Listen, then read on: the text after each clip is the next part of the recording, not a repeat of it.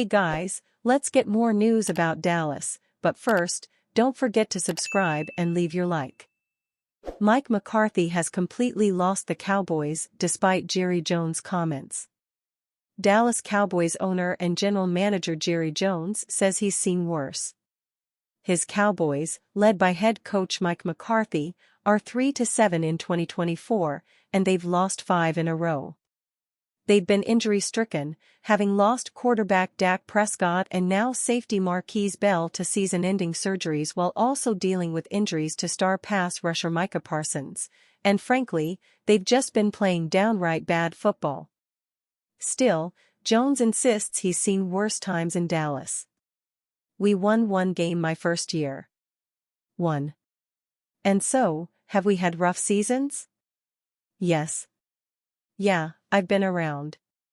Certainly we have, Jones said after the Cowboys' latest loss, a 34-10 loss to the Houston Texans on Monday Night Football, per ESPN. And we've had other tough years. And this one, we didn't anticipate the record, the way we're playing right now, we wouldn't have anticipated that. But, this isn't, y'all have heard me tell these old stories until you're sick, but you stay in this league long enough, you'll have times like this. The Cowboys have seen the NFL mountaintop, with wins in Super Bowls 6, 12, XXVII, 18EI, and XXX, but to Jones' point, they've also seen some bad times. Their last Super Bowl win was in 1995, nearly 30 years ago. They haven't been to the NFC Championship game since that season, and they've been knocked out of the wild card round in 2 of the last 3 seasons despite having arguably one of the most talented rosters in the NFL. And that's been the problem as of late for the Cowboys. They've been consistently underperforming when it matters most, but even when there's nothing on the line anymore, they've been coming up more than a few dollars short. The Cowboys lost in Week 10 to the Philadelphia Eagles, 34-6. In Week 11 against the Houston Texans, they lost 34-10. Do that mental math real quick, and you'd realize that the Cowboys have been outscored 68-6 in their past 2 games, and both of those games were in front of the home fans at AT&T Stadium. That would lead an even halfway awake observer of the Cowboys to assume that they've quit trying on this season, as the plug was unofficially pulled when Prescott went down for the season, and Cooper rushed through for just 45 total yards in his first start after that injury. Pay even more attention to the trends around Dallas for the past few seasons, and it would seem like McCarthy has completely lost the thread, though. He was always somewhat of a questionable hire after he completely lost Aaron Rodgers and the locker room in Green Bay before being fired in Week 13 of the 2018 season. The doubts were calmed a bit by 3 straight seasons of 12-5 records, but again, the Cowboys have flamed out in the postseason in each of their last 3 trips. Now? They can't even seem bothered to play competitive football anymore, and McCarthy is in the final year of his contract, meaning he's essentially a lame duck. Again, it doesn't take a sports psychologist to see that the Cowboys have completely checked out on the old ball coach from Pittsburgh, but Jones is insisting that any allegation of the sort is false. Deion Sanders provides clarity on the Dallas Cowboys job, his future at Colorado. Deion Sanders has made it clear where he stands on rumors linking him to the Dallas Cowboys and other potential coaching opportunities. When asked about his future during a press conference, Sanders didn't mince words, addressing the speculation directly. "You don't talk like that with my AD in here," Sanders said via On3, referring to Colorado Athletic Director Rick George's presence. "That's so disrespectful. You're going to talk about me going somewhere with my AD in here?" Sanders joined Colorado in 2023 and led the Buffaloes through a challenging first season with a 4-8 record. However, his second season has seen dramatic improvement, with the team currently sitting at 8-2. This turnaround has only fueled speculation that Sanders could make the jump to the NFL, with the Cowboys being the most frequently mentioned destination. The connection stems from Sanders' time as a player in Dallas, where he won 2 Super Bowls and cemented his status as a sports icon. Sanders left no room for doubt on his contentment in Colorado. "I am happy where I am, man. I'm good. I got a kickstand down," he explained. "That means I'm resting, I'm good, I'm happy.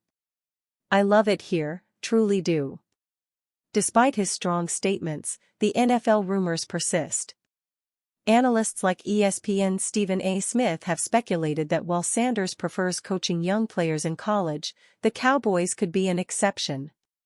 However, Sanders remains focused on Colorado, where his team is contending for a spot in the Big 12 championship game. For now, Sanders' message is clear: he's committed to Colorado and has no plans to leave Boulder anytime soon.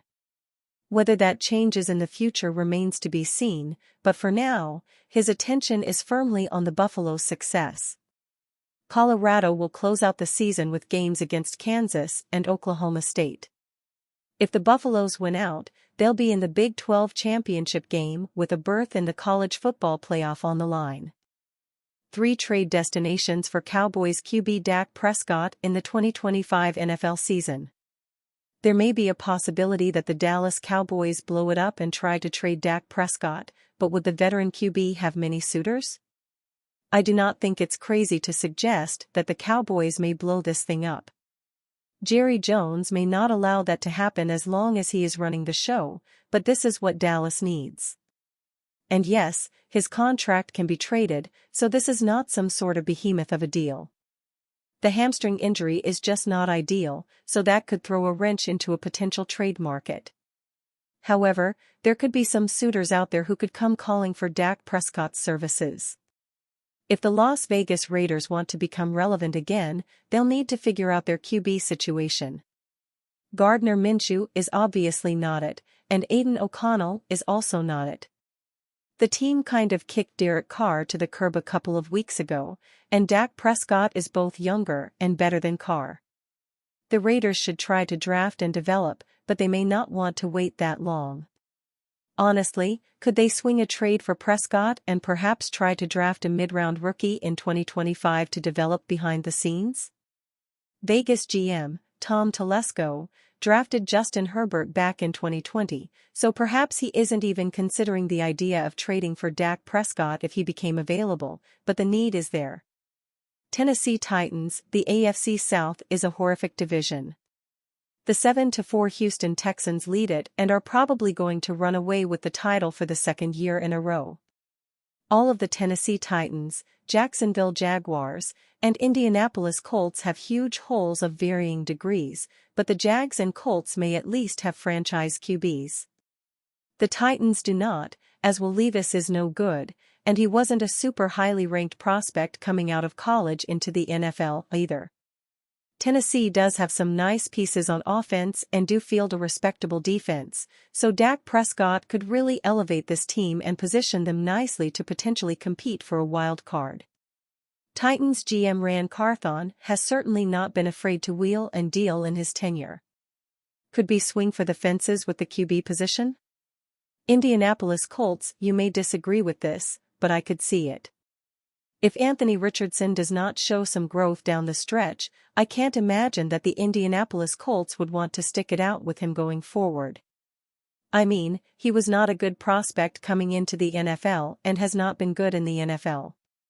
Colts head coach Shane Steichen is one of the brightest offensive minds in football, so if he cannot get Richardson to work, who can? It could be likely that Indy looks to pursue an upgrade, and no one likes veteran retreads more than Colts GM Chris Ballard. And you fan?